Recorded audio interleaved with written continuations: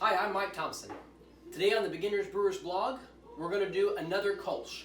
I actually didn't film the first Kolsch, but it went over so well that I'm going to do it again. This one is a Brewer's Best kit once again. But before we begin, I would like to take a moment to remember our two previous buckets. They served me well for a very long time. I had a couple batches of my Hefeweizen go bad in them. I have officially decided to retire these buckets after almost 2 years of service. Thank you. So what I'm going to do first is I'm actually going to do this all in a single pot this time. I'm going to steep and then boil directly in my brew pot here. I've got about 3 gallons of water in this one. The instructions suggest to do 2.5 gallon minimum. I'm going to do 3 on our new range here that we got recently. And this will be the first batch on this, and hopefully it'll go a little quicker than before. Let's get going. Well, the brew day started off interesting when Ollie knocked over my tub of sanitizer, and it's not a watertight lid, so we got a little bit of a mess to clean first. So now I just put all my ingredients here in my sanitizer. This is the sanitizer from last time that I still had mixed up here, and I added a little bit more Star San just to make it a little bit more potent. Now this kit here has got all sorts of stuff, everything you need. Here's the ingredients and instructions. Bottle caps, don't need those until much later. Also, this priming sugar can set aside. A couple of hop socks, yeast, grains that I'm going to steep, some hops, 2 different kinds here, some DME, and some more DME. Don't need that. Well, let me rearrange all this stuff. And, ooh, some LME. Okay. It's not very well arranged, but you can see there's a lot of stuff. Now here's all the instructions that I've got to do. Now, like I said before, these aren't linear, so if this is your first time doing something like this, read it through many, many times. So I've got my thermocouple sanitized and set up here, and we're just waiting for this to come up to the proper temperature so that we can steep our grains. So this grain bag here has one end that's already sewn shut and one end open, but I'm not going to use this one because this is a lot of bag for just this much grain, and so I'm going to use one of my nylon ones that came with the brew kit. So you can see here that our steeping range for this one is a 15-degree range, which is way more than some of the other kits. This makes it particularly easy, really. I've got a 150 to 165. So I'm going to just try to split it and hit maybe 157. We'll see. But with 15 degrees, it's going to be super easy. And then we'll just do that for only 20 minutes. A lot of steepings are 60 minutes, and so this is going to be much, much easier. You can see now we have entered the range. However, I'm going to let that come up above 160, maybe to 163 before I drop the grains in. Because once you put the grains in, of course, the temperature is going to fall. And so when it hits 163, I'll drop the grains in. But I'm keeping it stirred so that I get the most accurate reading on that thermocouple. All right, you can see I'm above 160. So I turn my burner down to low. Now I'm going to go ahead and lower in my grains, and we'll steep for 20 minutes.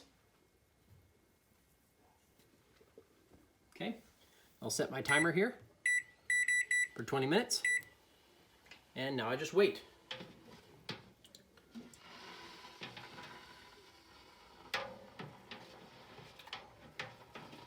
I'm going to turn my burner off actually for a second because I don't know with this new stove exactly what setting to use. Because I used to steep on low sim to 2 with the old one. This one I have no idea. So I'm going to turn it off and we'll use the stove on binary here for a second and kind of figure it out. Well, I've got the inner burner only on 3, and you can see I'm holding about 158. This will be good for future reference because, like I said, I don't have a clue exactly where to put this knob on this new stove.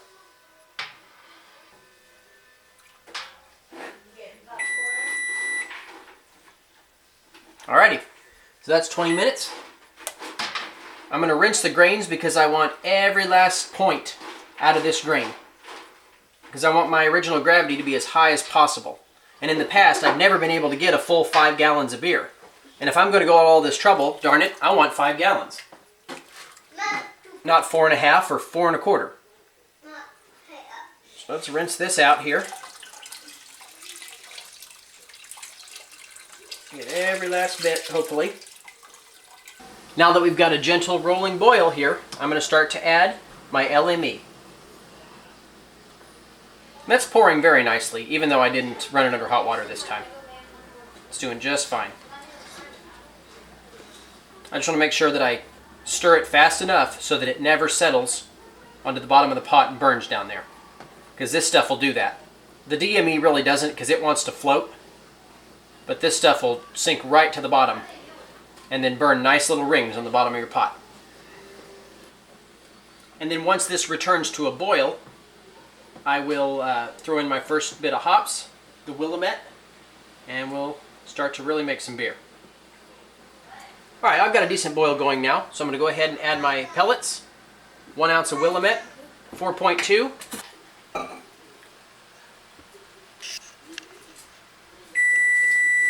Alrighty. And so now we're going to add the other hops for 20 minutes.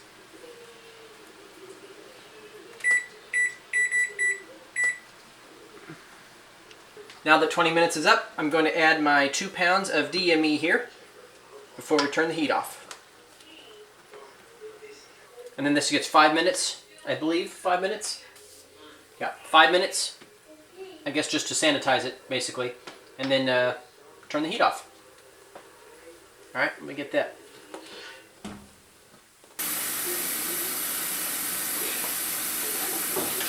All right, put that on real tight. So these are garden hose fittings. Yeah. So we can hook our washer up to cold water from the garden hose. Good, yeah. Okay. Can you tighten it there? I think it's tight. You did good. Okay. It's fine. All right, let's make sure this stays near the bottom. Actually, here, we'll test it when it starts to... All right, you want to go ahead and fire it up? See how hot the water is coming out of here versus the 32-degree water in here. Let's see. A little bit hot? That's warm. Extremely. Extremely. Can I hold it? No, because I don't want it to accidentally splash in here. If this water splashes in here, the whole thing's contaminated. So put it way over there.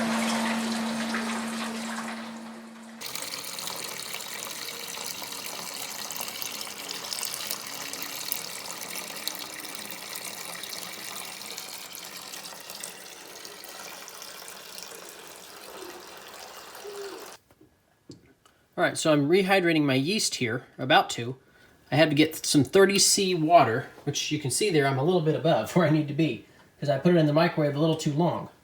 So I'm going to dump some of that out and mix in some cold water. I can be as high as 35, but you can see I'm 22 degrees above that. That'll work. I'm in range. Okay. I'll sanitize that again here in a second. So, according to the instructions, I'm going to now sprinkle this in there and wait 15 minutes.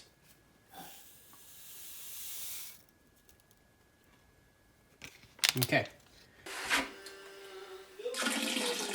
Now I'll bring this up here to at least 4.5 gallons before I take my OG reading.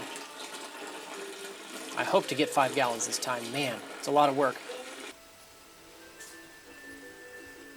That's 0.48. That's a little high.